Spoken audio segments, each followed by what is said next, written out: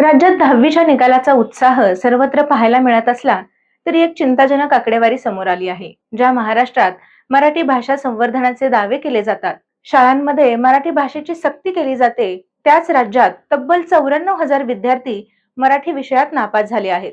राज्याचा एकूण निकाल समाधानकारक असला तरी मराठी विषयाचा 92.22% निकाल लागला आहे. याउलट गुजराती भाषेचा 100% तर उर्दूचा 98% लागला आहे.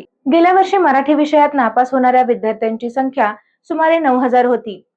यावर्षी हा आकडा धक्कादायक पद्धतीने वाढून 94,000वर पोहोचला आहे.